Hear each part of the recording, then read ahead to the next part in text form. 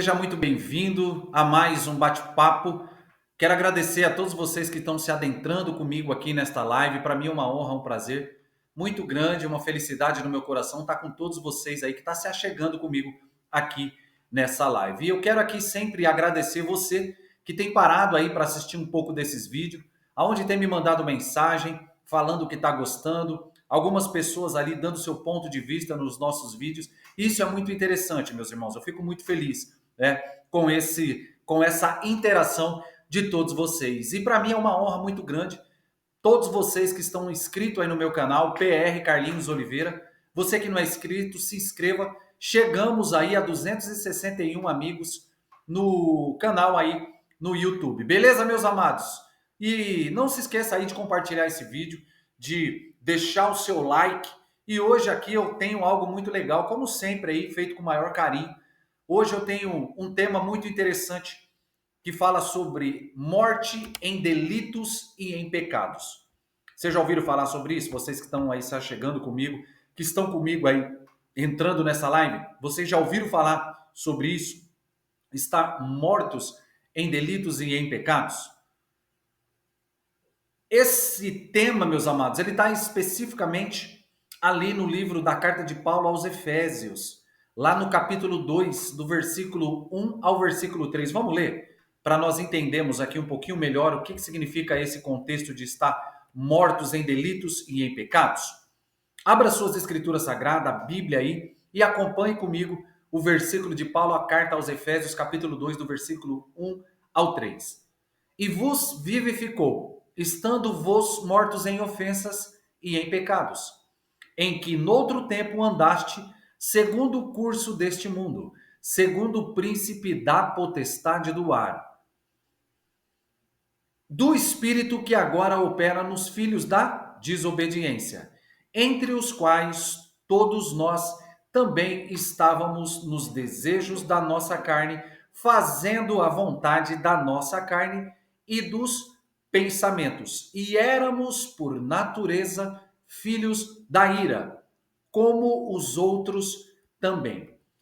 Meus queridos amados amigos e amigas que estão todos comigo aqui nesse vídeo, notemos que, pela leitura da carta de Paulo aos Efésios, no capítulo 2, do versículo 1 ao 3, a morte aqui que está sendo referida é a ausência de vida espiritual, sim ou não? E não é meramente a ausência da morte física.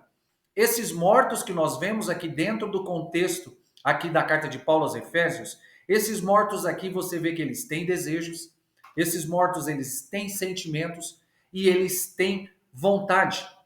O que eu entendo com essas três características aqui, amados? Desejo, sentimento e vontades. Essas três características, meus irmãos, que eu posso aqui afirmar que foi essas três características que derrubaram os nossos primeiros patriarcas ali depois da criação. Quando nós falamos aí dos patriarcas, dos nossos pais, nós falamos sobre Adão e sobre Eva. Olha só para vocês terem noção de que essas três características aqui têm tudo a ver com o fato que aconteceu com Adão e Eva, sobre desejos e sobre sentimentos e também sobre vontade. Primeira coisa que aconteceu quando estava tendo lá no Jardim do Éden, Adão e Eva. Primeiro, teve o desejo pelo fruto, sim ou não? Segunda coisa, teve o sentimento de descobrir o novo e aquilo que é proibido. E a terceira característica que nós vemos se enquadrar aqui é vontade de ser igual a Deus. Esse é o mesmo subterfúgio que o inimigo trabalha desde a criação e vai trabalhar até os finais do tempo. Irmãos, quando nós falamos sobre pessoas mortas espiritualmente e pessoas mortas fisicamente, nós podemos entender que como um cadáver, ele é inútil para fazer todas as atividades da vida, também se faz aí totalmente inútil uma pessoa que está viva no seu físico, mas está vivendo como se estivesse morta espiritualmente. Quando nós pegamos aí aqueles seriados ali hollywoodianos, nós vemos uma série que eu tenho certeza que muitos de vocês que estão comigo aqui nesta live, ou até você que está assistindo aí, já viram aquele seriado chamado The Walking Dead? Sim ou não?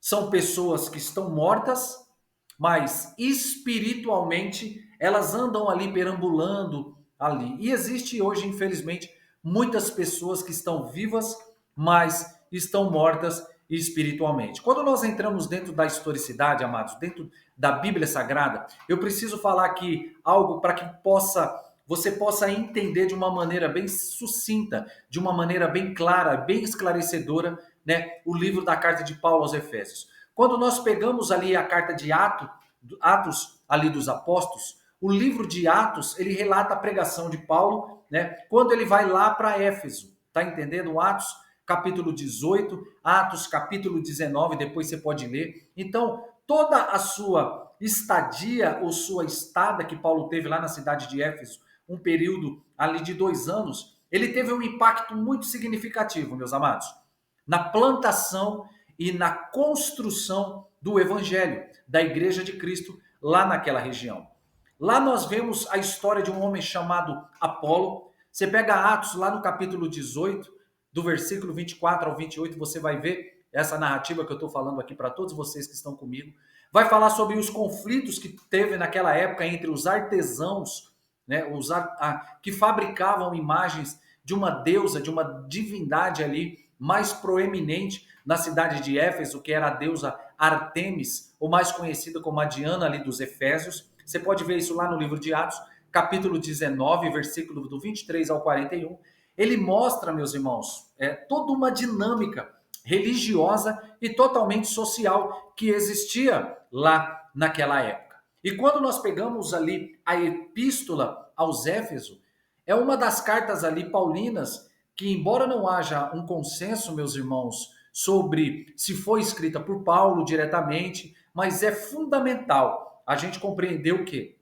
Esse desenvolvimento teológico e histórico ali da igreja primitiva, tá? E toda a importância de Éfeso como centro cultural ali do cristianismo. Se você quiser conhecer um pouco mais sobre todas as barreiras que sofreu a igreja primitiva, eu te aconselho de pesquisar algum vídeo meu aí falando sobre a história da igreja primitiva. Você vai gostar muito e é muito interessante.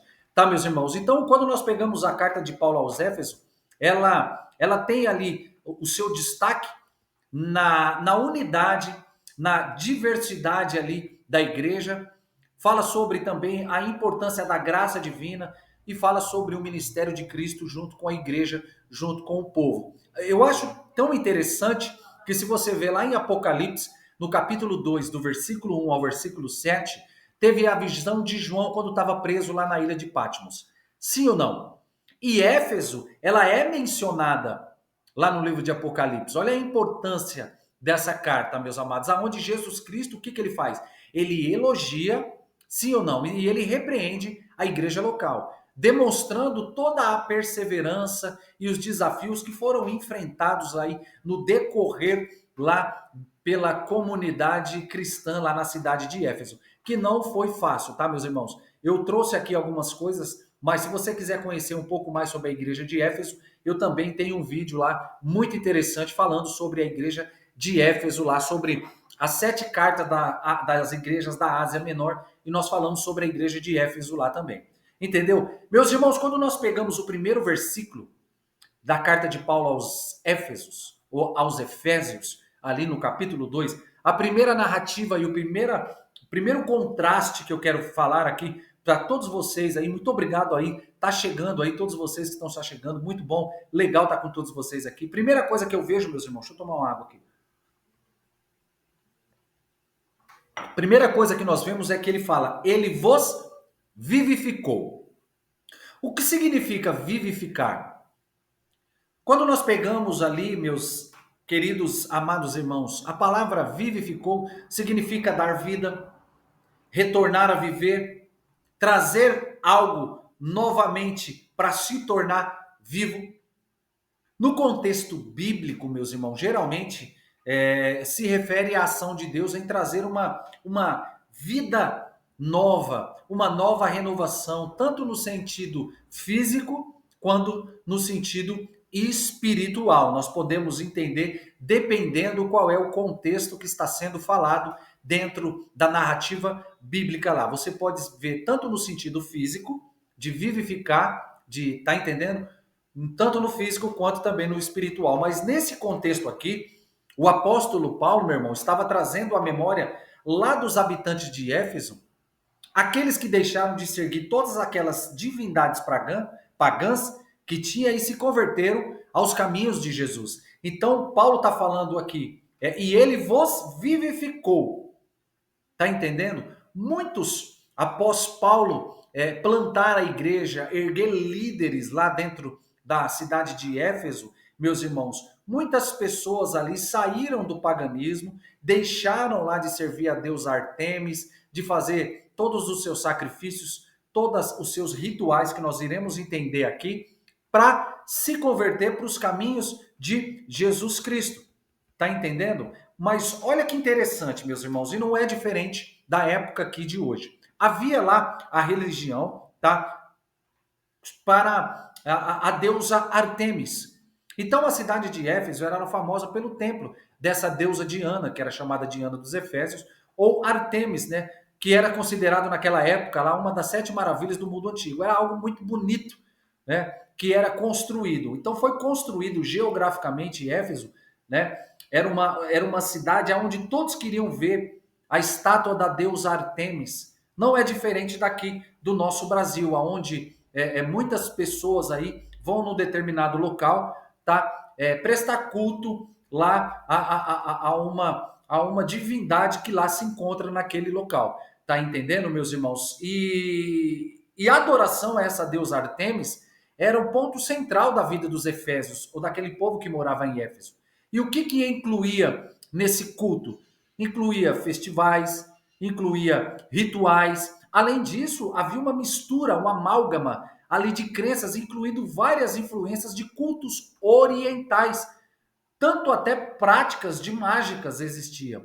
Então, era uma cidade ali muito cosmopolita, era uma cidade que todos ali iam lá e tinha vários rituais, tinha mágicas, enfim. E o que o apóstolo Paulo estava fazendo com os convertidos e neófitos ali de Éfeso, o que o Paulo estava fazendo? Quando ele fala, e vos vivificou, que nós vamos entender dentro do contexto aqui.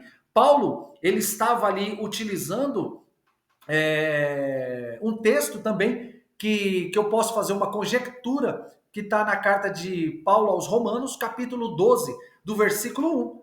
Paulo estava fazendo isso na vida deles. Rogo-vos, irmãos, pois pela compaixão de Deus, que apresenteis o vosso corpo em sacrifício vivo. Tá entendendo? Paulo falava isso para eles, que vocês se apresentem o vosso corpo como sacrifício vivo. Por quê? Porque nós vamos entender aqui que a cidade de Éfeso tinha muitos rituais que acontecia lá. Mas qual é o significado de corpos como sacrifício vivo? Eu preciso falar para vocês aqui. Irmãos, quando nós falamos sobre essa narrativa de corpos como sacrifício vivos, quando nós ouvimos essa frase, sacrifício, automaticamente nos remete lá para o Velho Testamento ou Antigo Testamento, os sacrifícios. Sim ou não? Aqueles sacrifícios que eram realizados em rituais regularmente incluídos como oferta de animais, como cordeiro, cabras, touros, né, como pombas, tudo para expiação lá dos pecados e da gratidão, né, e a dedicação a tudo aquilo que Deus fazia ali em cuidado do seu povo. Então, eles era parte da lei mosaica, tá entendendo? E eles visavam restaurar a relação entre o povo com Deus. Então, existia esses sacrifícios lá naquele tempo no Velho Testamento. Quando nós entramos no Novo Testamento, eu preciso falar isso para você, para que nós possamos entender de uma maneira bem legal, de uma maneira bem bacana, bem coesa ali, de tudo isso que eu estou falando. Já quando nós vamos para o Novo Testamento, meus amados, o sacrifício, ele culmina no quê? Ele culmina na morte de Jesus Cristo na cruz, sim ou não? Que é visto como aquele sacrifício que foi um sacrifício totalmente definitivo, um sacrifício perfeito, Então Jesus ele é identificado como o quê? Como o Cordeiro de Deus que tira o pecado do mundo, lá em João 1, capítulo 29. Então Jesus vir como cordeiro, ser sacrificado pelos pecados. Isso daqui já era sombra que existia lá no Velho Testamento. Então o sacrifício de Jesus, irmãos, ele é considerado para nós totalmente único e suficiente, sim ou não? Nós não necessitamos mais daquelas repetições sacrificais lá do Velho Testamento. Então a morte e a ressurreição de Jesus Cristo ela é vista para nós como uma vez por todas, né, aquele sacrifício que Jesus passou todo o vitupério na cruz. Hebreus capítulo 10, verso número 10, tá? E existia também lá na cidade dos Efésios, ou na cidade de Éfeso, sacrifício também de animais a Deus Artemis. Você sabia disso? Lá também ocorria, porque o diabo sempre ele gostou de imitar as coisas de Deus. E lá os Éfesos frequentemente oferecia também animais como bois, cabras, porcos.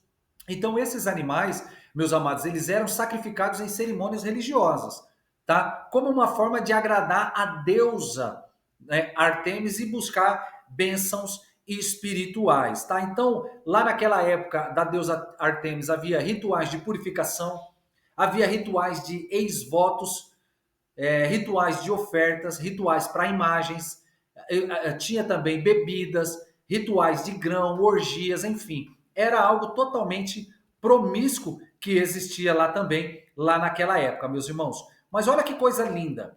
Em Éfeso, aquelas pessoas que estavam vivas, mas mortas espiritualmente, aquelas pessoas que não aceitaram o evangelho de Jesus, que estavam com a sua mente totalmente, nós chamamos aqui de adormecidas, estavam seguindo o príncipe da potestade do ar. Sim ou não? No verso de número 2 da carta de Paulo aos Efésios mesmo, você vê que lá tem a narrativa que existia um príncipe da potestade do ar.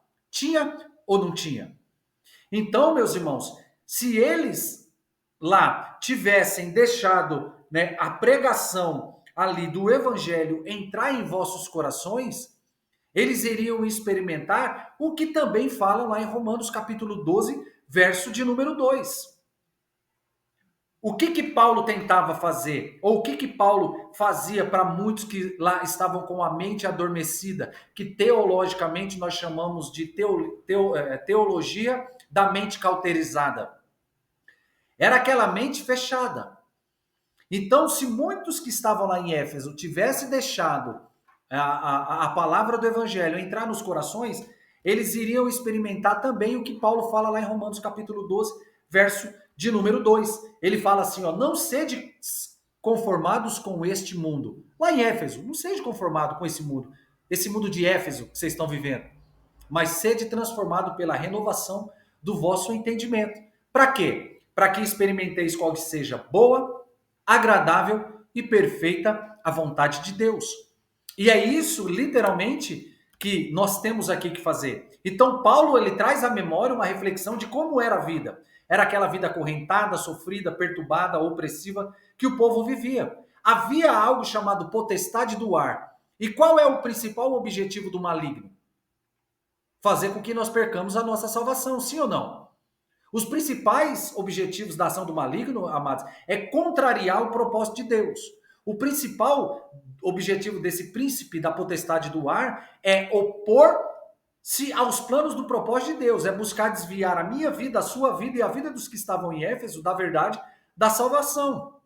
E isso automaticamente ele começava a influenciar o comportamento humano, influenciar com as suas ações, que seria na sua psique, dos seus pensamentos, fazendo o que? Levar as pessoas a pecar, a se afastar de Deus. E isso muitas das vezes é descrito como o quê? Como enganar, como seduzir os seres humanos.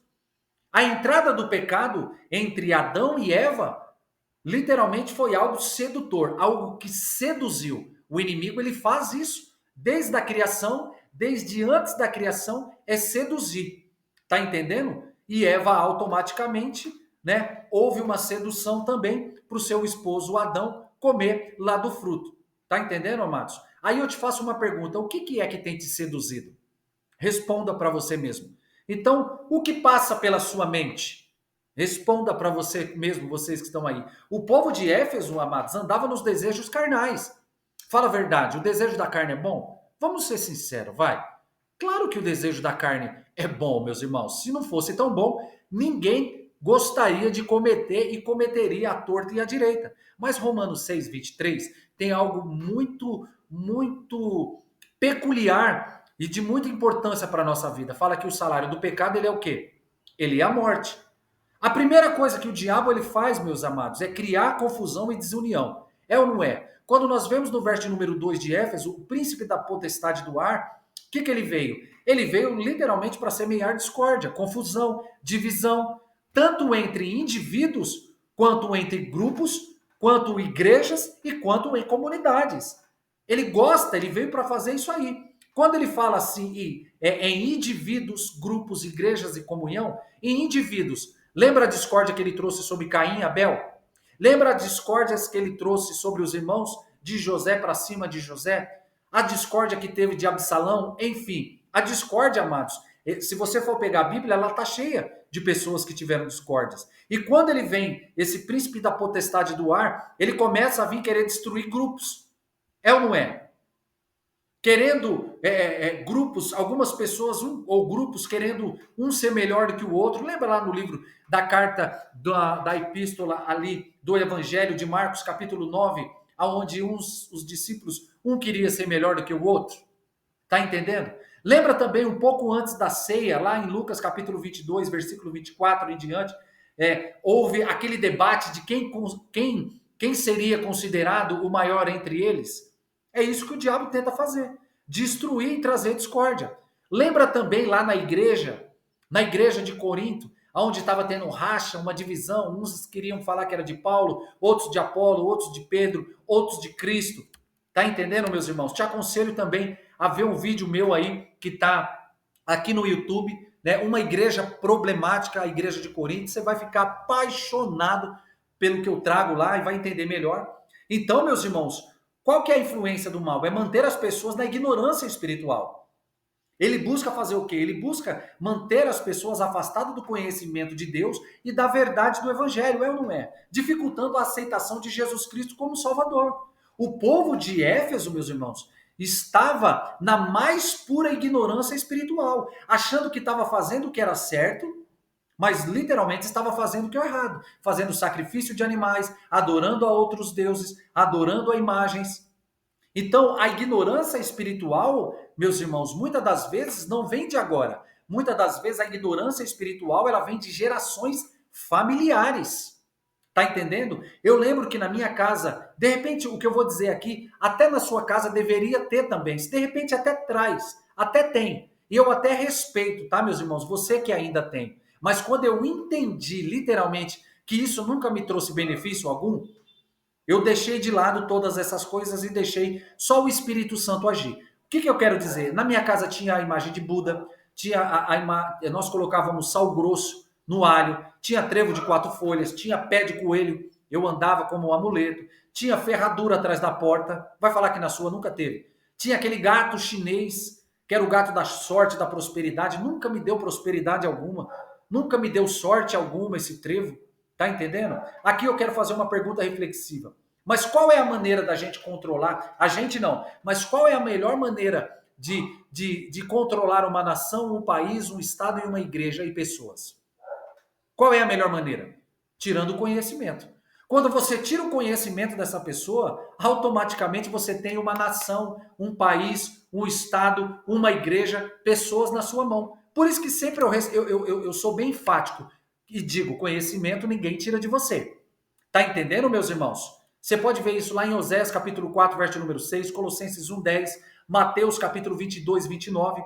Então, tira o conhecimento, a pessoa literalmente começa a acreditar em um monte de coisas malucas que estão sendo por aí. E automaticamente o príncipe da potestade do ar, ele começa a promover rebelião também contra Deus, levando a pessoa a seguir seus próprios desejos, paixões, ao invés de viver de acordo com os princípios divinos. Lúcifer, lá em Isaías capítulo 14, foi um cara que se rebelou a Deus, desejando ser melhor do que o Criador. E o que Lúcifer faz? Leva com ele a terça parte dos anjos que eram desobedientes.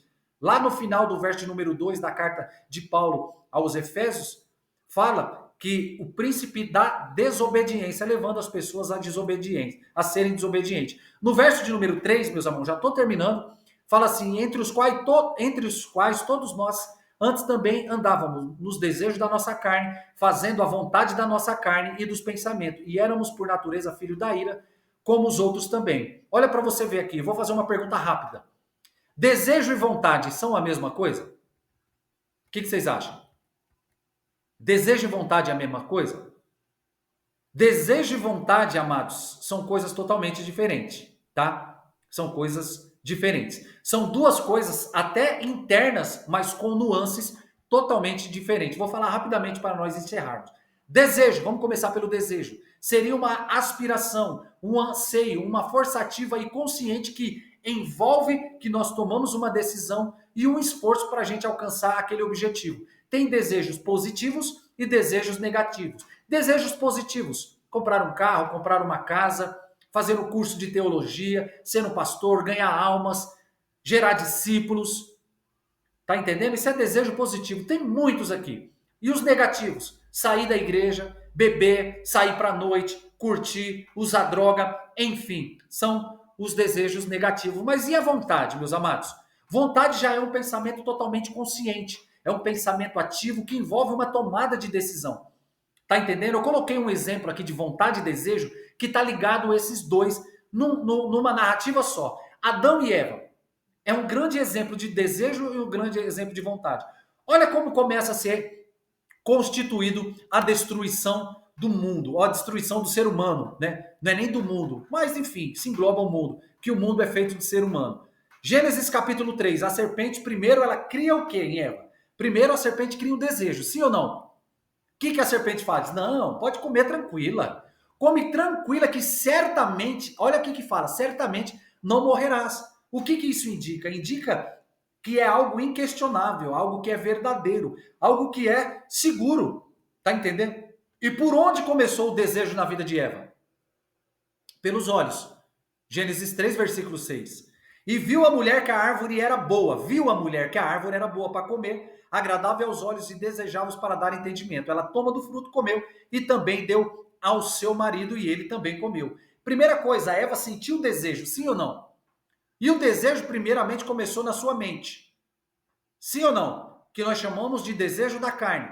Só que aí entra a vontade. A vontade falou mais alto. O que ela faz? Ela oferece para o seu esposo que também aguçou a sua vontade. Primeiro ela sente o desejo.